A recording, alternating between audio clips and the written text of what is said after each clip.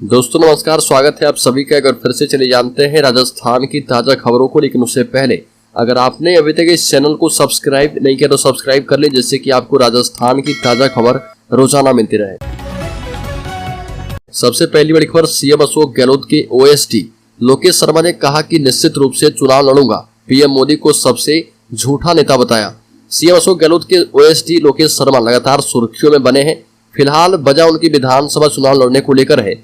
बीकानेर जिले से चुनाव लड़ने को लेकर वह कई बार अपने विचार स्पष्ट कर चुके हैं और एक बार फिर से लोकेश शर्मा ने बयान देते हुए अपने विचार स्पष्ट करते हुए विधानसभा चुनाव लड़ने का ऐलान किया है। इससे पहले भी वह विधानसभा चुनाव लड़ने की इच्छा जाहिर कर चुके हैं। ओएसडी लोकेश शर्मा ने भीलवाड़ा में बयान देते हुए कहा कि मैं राजनीति से जुड़ा हुआ व्यक्ति हूँ।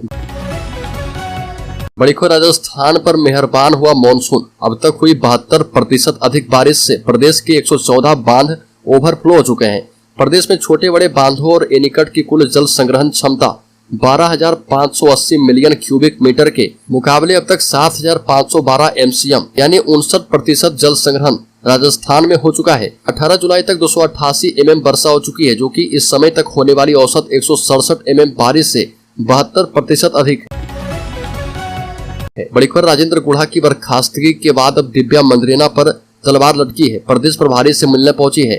जुलाई के महीने में एक बार फिर से राजस्थान की सियासत तपिश बढ़ गई है और मुख्यमंत्री अशोक गहलोत की अनुशंसा के बाद मंत्री राजेंद्र गुढ़ा को उनके पद से बर्खास्त कर दिया गया। वहीं अब कांग्रेस विधायक दिव्या मंदरेना को उनकी पार्टी लाइन से अलग बयानबाजी को लेकर तलब किया गया है। कांग्रेस प्रदेश प्रभारी सुखजिंदर सिंह रंधावा ने दिव्या मंदरेना को अपनी सरकार पर सवाल खड़ा करने को लेकर सफाई देने के लिए बुलाया है। बड़ी खबर, पंचायत स्तर तक गहलोत सरकार की नींव हिलाएगी बीजेपी। 1 अगस्त को जयपुर में होगा महाघेराव। राजस्थान में विधानसभा चुनाव होने में अब कुछ ही महीने बचे हैं। यही वजह है कि विपक्ष में बैठी भारतीय जनता पार्टी ने गहलोत सरकार की नींव हिलाने की पूरी तैयारी कर ली है। अगले कुछ दिन भाजपा गहलोत सरकार को चौतरफा घेरेगी। विधानसभा चुनाव को ध्यान में रखकर भाजपा राज्यव्यापी नहीं सहेगा राजस्थान अभियान चला रही है। सभी जिला मुख्यालय, नगर निकाय, जिला परिषद एवं पंचायत समिति मुख्यालयों पर यह अभियान चलाया जा रहा। बड़ी खबर, सीएम अशोक गहलोत का राजस्थान के युवाओं को बड़ा तोहफा। अब राजकीय महाविद्यालयों में मिलेगी कैंपस प्लेसमेंट सुविधा। प्रदेश के विभिन्न सरकारी कॉलेजों में विद्यार्थियों को रोजगार के बेहतर अवसर उपलब्ध कराने के लिए प्लेसमेंट ड्राइव आयोजित की जाएगी और इसके साथ ही शासकीय महाविद्यालयों में कैंपस प्लेसमेंट सुविधा योजना के क्रियान्वयन हेतु दिशा निर्देश के प्रारूप को मंजूरी दे दी गई है। बड़ी खबर, राजस्थान में डिलीवरी बॉय का अगर किया शोषण तो कंपनियों पर लगेगा 50 लाख रुपए तक का जुर्माना। आपको बता दें कि जोमेटो, स्विगी से लेकर उबर, रैपिडो और ओला तक देश में अलग अलग प्लेटफॉर्म के लिए काम करने वाले डिलीवरी बॉय और ड्राइवर्स को उनका हक मिल सके, इसके लिए राजस्थान सरकार ने बड़ा फैसला किया है। राज्य सरकार राजस्थान में ऐसा कानून लाने जा रही है जो कि इन प्लेटफॉर्म्स के लिए गिग वर्कर्स को कई अधिकार देगा।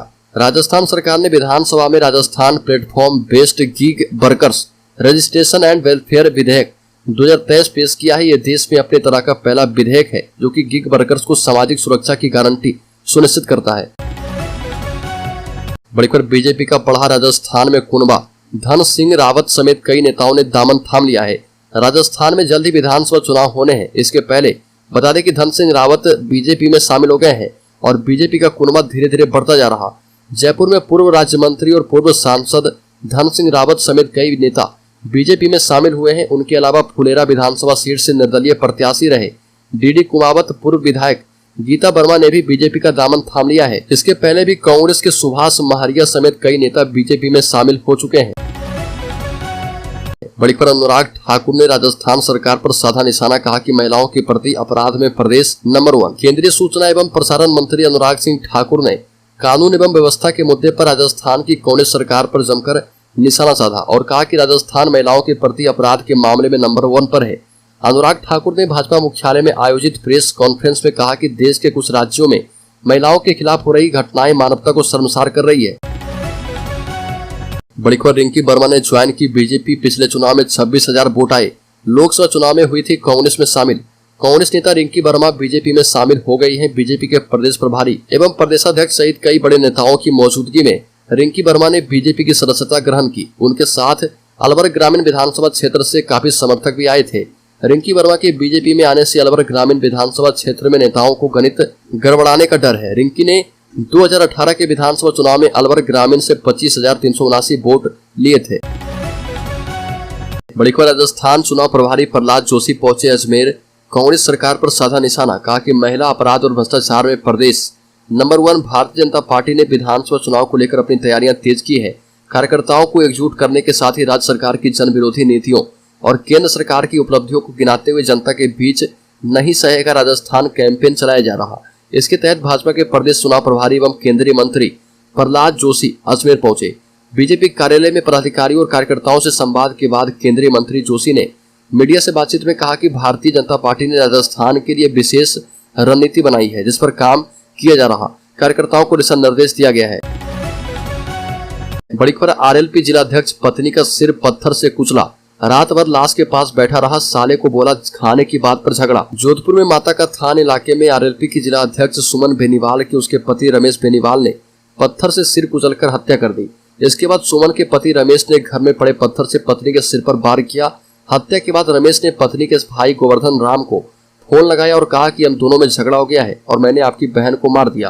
गोवर्धन राम ने कहा कि मुझे क्यों फोन कर रहे हो, आप अपने घर वालों को फोन करो। इस पर गोवर्धन राम ने जोधपुर में रह रहे परिवार के अन्य सदस्यों को सूचना दी। बड़ी खबर, बीजेपी प्रदेशाध्यक्ष सीपी जोशी ने कहा कि 50% के बिना नहीं होते काम। जोशी ने कहा कि महिलाओं के साथ मंत्री भी असुरक्षित हैं, अब तक के सबसे बड़े मैंडेट से सरकार बनाएंगे। बीजेपी प्रदेशाध्यक्ष सीपी जोशी भरतपुर जाते वक्त दौसा कलेक्ट्रेट पहुंचे और यहां पर भाजपा कार्यकर्ताओं ने उनका जोरदार स्वागत किया। इस दौरान मीडिया से बात करते हुए बीजेपी प्रदेशाध्यक्ष ने कहा कि महिला सुरक्षा को लेकर जब राज्य सरकार का मंत्री अपनी सरकार को आईना दिखाए तो वह मंत्री भी असुरक्षित है। सीएम ने महिला सुरक्षा के दावों की पोल खोलने वाले मंत्री को ही बर्खास्त कर दिया। यदि ऐसी सख्त कार्रवाई राज्य सरकार अपराधियों के खिलाफ करती तो उनमें भय पैदा होता।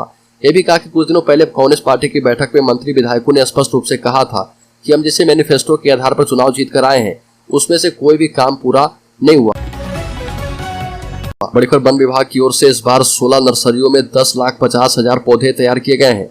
वन विभाग ने अब तक 50,000 से अधिक पौधे बांट दिए हैं, जबकि बचे हुए 10 लाख में से 2.5 लाख पौधे पंचायतों और 50,000 पौधे नगर परिषद और पालिका को बांटे जाएंगे। पौधे को लोग अपने स्तर पर और वन विभाग वन क्षेत्र में लगाएगा। उपवन संरक्षक रंगास्वामी ने बताया कि राज्य वन नीति के लक्ष्य को प्राप्त करने के लिए वन क्षेत्रों के बाहर पौधारोपण कर हरे भरे क्षेत्र को विकसित किया जाएगा।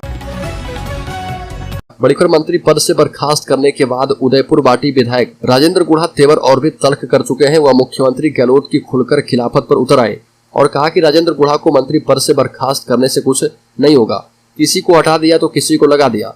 बहन बेटियां में सुरक्षा का भाव पैदा करो। प्रदेश में अराजकता का माहौल है, लेकिन मुख्यमंत्री पैरों के पट्टी बांधकर बैठे हैं। गृह मंत्रालय अगर किसी काबिल व्यक्ति के पास होता तो आज प्रदेश का हाल या नहीं होता। इसका जवाब सीएम को देना होगा।